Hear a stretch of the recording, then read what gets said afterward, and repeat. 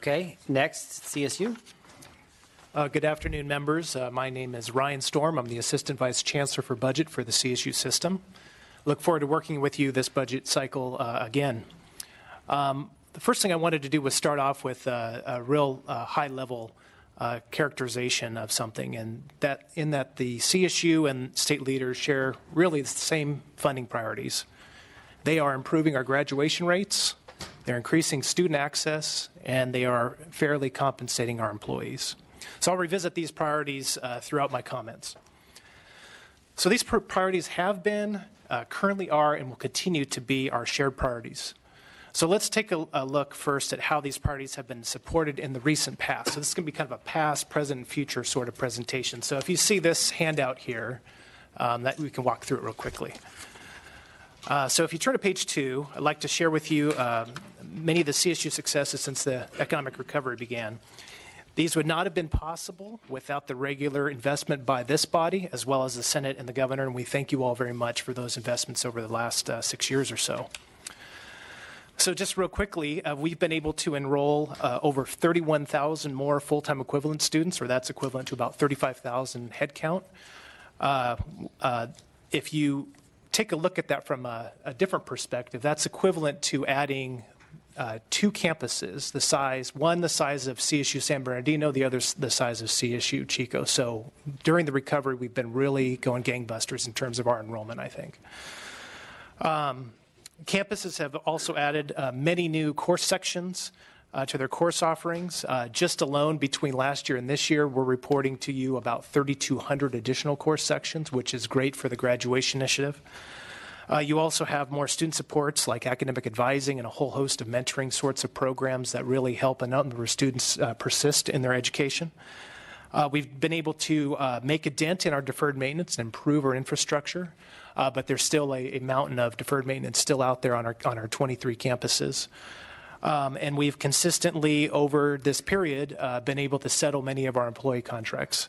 And I think everybody is happy from that vantage point, especially the relationships that we have with our employees and being able to, fulfill the mission of the university and not be wrapped up in challenges of salaries and those sorts of things. So I think it's been really good that we've been able to settle a lot of those contracts. We've kept pace also with increasing health care, pension costs, and other mandatory cost increases over this time.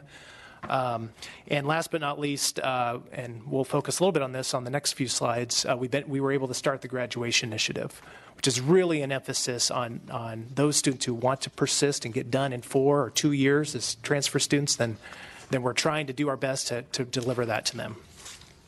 So if we turn to page 3, talking a little bit more about what we have going for today and about what our budget ask will be.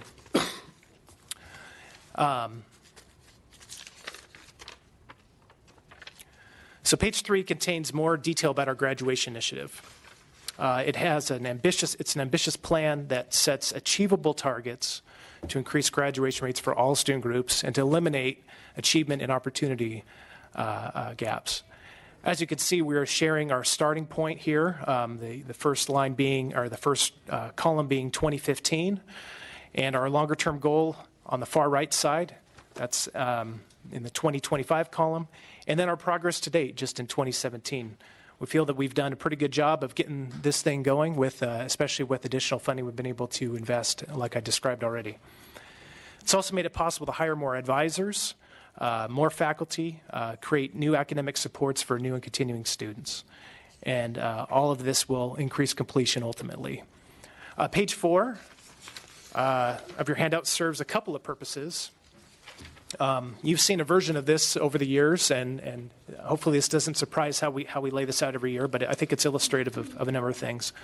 One of the purposes is to depict our shared priorities today as reflected in the CSU's request for additional funding for 2018-19. So the right column here of information is the trustees' requested increase of $263 million to fund only the most essential items in the CSU, which are the graduation initiative, fair compensation increases, enrollment growth, very small amount of enrollment growth, but enrollment growth nonetheless, facilities and infrastructure needs that we continue to need to be on top of, and also mandatory cost increases like healthcare and pension costs, those sorts of things. So we have great momentum and are on track to make historic progress on doubling our four-year graduation rates through the GRAD initiative, but we will need ongoing, consistent, enhanced funding to realize those goals. Last year's investment of $75 million is not the start and finish. We need to invest $75 million more every year for the next 5 years in order to make sure that we can make good progress on the graduation initiative. Also, as thousands more students meet minimum CSU eligibility requirements, like we just heard earlier, and as more students complete their associate degree for transfers at the community colleges, we need resources to ensure that we can offer them a seat at the CSU. And after years of stagnant wages due to the state's fiscal condition, and that was for about a 5-year period, our faculty and staff are receiving well-deserved raises. And on average, that's about 3% per year. And that's comparable to those that have been received by state employees. The other purpose of this page is to begin answering this committee's question, which is namely, what are CSU's thoughts on the governor's budget proposal? Now, that governor's proposal provides about a 1.4% increase to our operating budget, which falls about $171 million short of our request that you see on the right side there. Like we have already discussed earlier, and I think the same is true with UC to a large extent, each of our core operating funds are funded about half by tuition and half by general fund. So when it's described as a 3% increase or a 4% increase, you immediately of general fund increase, you have to immediately figure out how does that apply to the entirety of the operating budget? Well, it ultimately means it's about half. So that's why you hear different numbers. We're talking about it from the vantage point of how does that grow the entirety of the university's budget, not just one piece of that revenue source. So there's a gap of about $171 million. If you see on the left column here, it shows how far we could stretch that $92 million that's been proposed by the governor.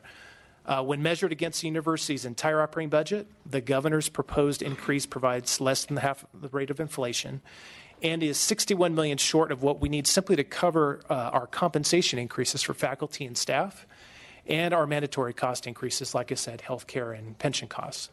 And you can see here on this slide the $61 million is depicted in that red area of the display.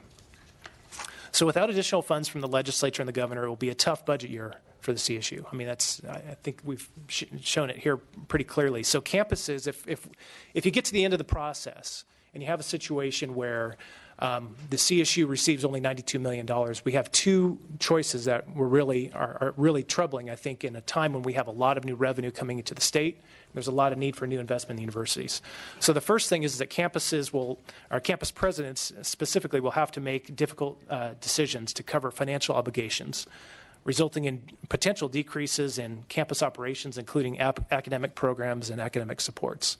We don't want to have to go there, but that's just the stark reality that we face if nothing changes in the budget situation.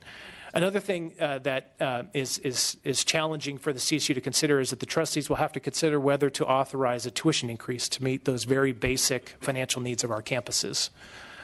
But more importantly, the potential negative budget scenario today would not set up CSU students and the state's economy for what we would hope to be a stellar future for California.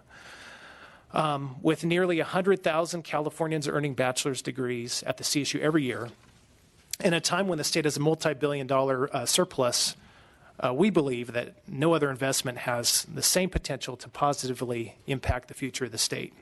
So page 5 really, I think, sums it up.